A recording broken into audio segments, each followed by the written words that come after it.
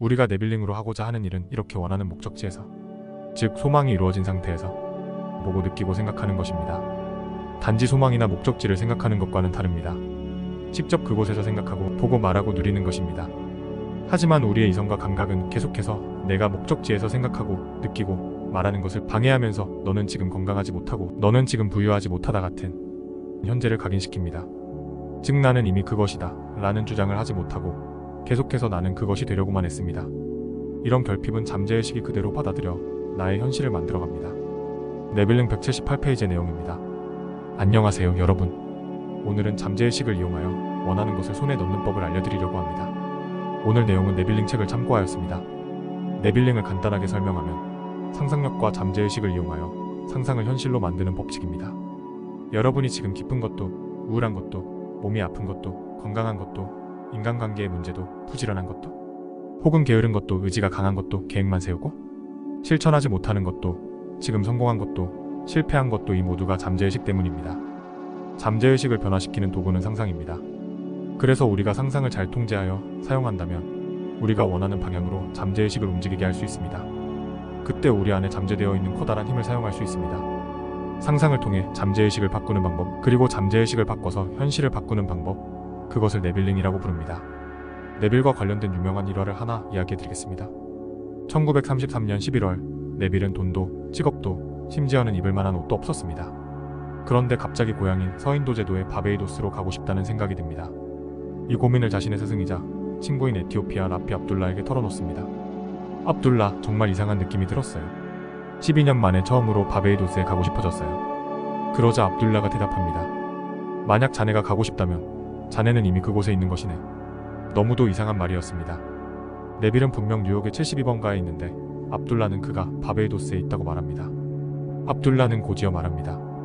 자네가 이 문을 통해 나갈 때 이젠 더 이상 뉴욕의 72번가 거리를 걷는 것이 아니네. 야자수와 코코넛이 줄지어 있는 거리를 걷는 중이네. 이곳은 바베이도스인 게지. 어떻게 그곳에 가게 될지에 대해서는 나에게 묻지 말게. 자네는 이미 바베이도스에 있네. 이미 자네가 그곳에 있을 때 어떻게라고 말하지는 않네. 자네는 거기에 있네. 이제 자네가 바베이도스에 있는 것처럼 걸어나가게. 압둘라는 네빌 고다드의 스승입니다. 도대체 압둘라는 무엇을 보고 있었기에 집에 가기를 원한다는 말에 저런 괴상한 대답을 했을까요? 하지만 그의 말은 이해하기 힘든 방법으로 실현됩니다. 네빌은 그날 이후로 바베이도스에 있는 상상을 하며 잠에 듭니다. 그리고 몇 달이 지났지만 아무 일도 일어나지 않죠. 그래서 압둘라에게 말합니다. 이번 배를 놓치면 바베이도스에 가지 못합니다. 그러자 압둘라는 말했습니다. 누가 자네가 바베이도스에 가게 될 거라고 말을 했지? 자네는 이미 바베이도스에 있다네. 그런데 어떻게 갈지를 왜 생각하나? 그리고 문을 닫고 방에 들어갑니다. 네빌이 할 수 있는 건 계속해서 바베이도스에 있는 상상을 하는 것뿐이었습니다. 비록 그의 몸이 바베이도스에서 2000마일 떨어진 뉴욕에 있을지라도요. 이틀 후에 네빌의 집 앞에 한 편지가 옵니다. 그 편지는 그의 형으로부터 온 것이었습니다. 그리고 편지에는 $50와 함께 이런 내용이 적혀 있었죠. 내가 운송 회사에 너에게 표를 발행해달라고 했다. 그리고 이 $50는 그 외 경비로 쓰렴. 네빌은 형이 알려준 회사에 가서 편지 내용을 보여줬고 정말 운이 좋게도 1등석 자리 하나가 취소되어 자리를 얻을 수 있었습니다. 결국 바베이도스에 가게 된 것입니다. 네빌은 그제야 압둘라가 말한 의미를 깨달았습니다. 이미 바베이도스에 있다고 100% 믿을 수 있었다면 어떻게 갈지는 전혀 생각할 필요는 없었던 것이죠. 일화를 조금 더 심층적으로 이해하기 위해서는 현재의식과 잠재의식을 구분할 줄 알아야 합니다. 여러분이 결정하는 모든 것의 배후에는 잠재의식이 있습니다. 하지만 우리는 스스로가 자유롭다고 생각하며 현재의식을 믿습니다. 즉 우리가 있는지조차 인식하지 못하는 보이지 않게 활동하는 잠재의식이 현재의식의 결정에 참여하고 있습니다. 내가 먹고 싶은 것을 먹고 싶다고 혹은 공부하기 싫다고 말할 때 그것이 현재의식의 순수한 자유의지가 아닌 잠재의식의 간섭을 받은 결정이었다는 겁니다. 아니 단지 참여나 간섭의 정도가 아니라 잠재의식이 현재의식의 활동 대부분을 결정하고 현재의식은 잠재의식이 표출하는 충동에 약간의 저항을 하는 것이 전부입니다. 그런데 우리는 현재의식의 활동만을 인지하기에 현재의식 저 밑에서 이루어지는 작업을 인식하지 못합니다. 만약 시각화, 심상화, 네빌링 등 많은 방법을 해보았지만 원하는 것을 이루지 못한 사람이 있다면 이미 가진 느낌을 갖는 것에 대해 실패했을 확률이 높습니다. 압둘라가 네빌에게 이미 바베이도스에 있는데 어떻게 갈지를 왜 상상하나? 라고 말했던 것을 되짚어봐야 합니다. 여러분이 원하는 것을 가지기 위해 끊임없이 고민하고 불안해하고 있다면 여전히 여러분의 잠재의식은 가지지 못할 거야를 내재하고 있을 확률이 큽니다. 물론 잠재의식을 바꾸는 것이 엄청 간단한 일은 아닙니다. 잠재의식은 과거로부터 굳어져 있고 어떤 관념에 대한 것은 거대할 수도 있기 때문입니다. 하지만 내빌 고다드는 상상은 의지를 이길 수 있다 라는 말을 합니다. 여러분이 지속적으로 내가 가질 미래에 대해 상상하고 가지고 있다는 느낌을 가지면 분명히 그렇게 될 것입니다. 자기 전 시간, 걷는 시간, 명상 시간 등을 이용하여 지속적으로 내가 원하는 미래를 상상해야 합니다. 네빌링에는 영노력의 법칙이라는 것이 있습니다. 우리가 변화를 원한다면 잠재의식 안에서 변화가 생겨서 그곳에서 보고 판단하고 생각해야 합니다. 이를테면 건강해지고자 한다면 건강한 상태에서 모든 것을 보고 판단해야 합니다. 그런데 이런 진리를 알고 있는 대부분의 사람들 역시 무의식적으로 현재 이성과 감각이 말하고 있는 상태에서 소망하는 것을 바라보면서 그것을 멀리 떨어져 있고 먼 미래의 것으로만 여기고 있습니다. 난 건강해지고 싶어 라는 생각은 난 현재 건강하지 않다는 것을 사실로 받아들이고 있다는 것이자, 난 지금 건강하지 않아라는 주장이고 난 부자가 되고 싶어 라는 생각은 난 현재 부자가 아님을 사실로 받아들이고 있다는 것과 난 지금 가난해라는 주장입니다. 우리는 결핍을 받아들이고 있기에 이런 주장을 합니다.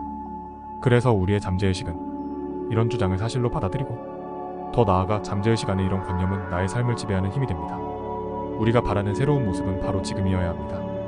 하지만 우리의 현재의식은 미래의 것을 바라보기 때문에 무언가를 얻으려고 계속해서 노력하고 소망이 성취되는 것을 방해하죠. 이것이 노력하는 것과 상반된 결과가 일어나는 법칙, 즉 영노력의 법칙입니다.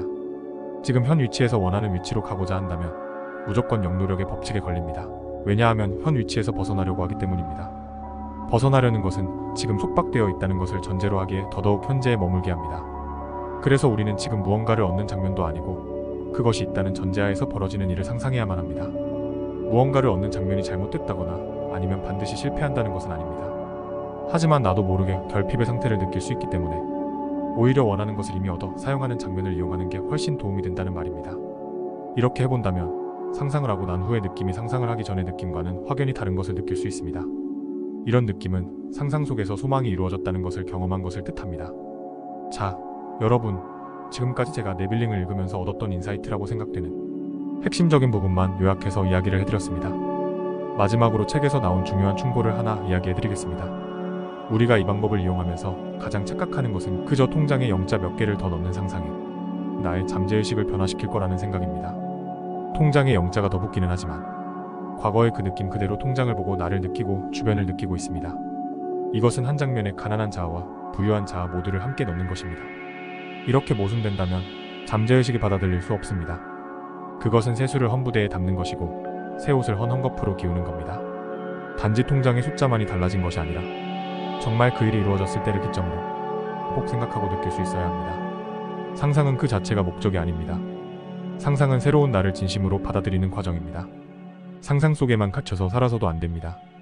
상상 속에서 진심으로 나를 받아들였다면 모든 환경과 조건은 갖춰지게 되어 있고 자연스럽게 행동도 따르기 마련입니다. 저는 개인적으로 네빌링이라는 책을 다시 정독하면서 끌어당김, 심상화, 시각화 등 많은 원하는 것을 이루는 법칙들을 핵심을 한번 되짚어볼 수 있었습니다. 끌어당김에서 소위 내가 원하는 것에 주파수를 맞추라고 이야기하는 것이 네빌링에서 말하는 상상 속의 나를 진심으로 받아들이는 과정이랑 일맥상통한 이야기가 아닐지 생각을 해봅니다. 여러분들도 네빌링을 통해 꼭 원하시는 것을 이루셨으면 좋겠습니다. 더 자세한 내용은 네빌링 책을 참고하시면 좋을 것 같습니다. 앞으로도 이와 관련된 많은 내용을 다룰 예정이니 이 내용이 좋으셨다면 구독과 좋아요 부탁드립니다. 감사합니다.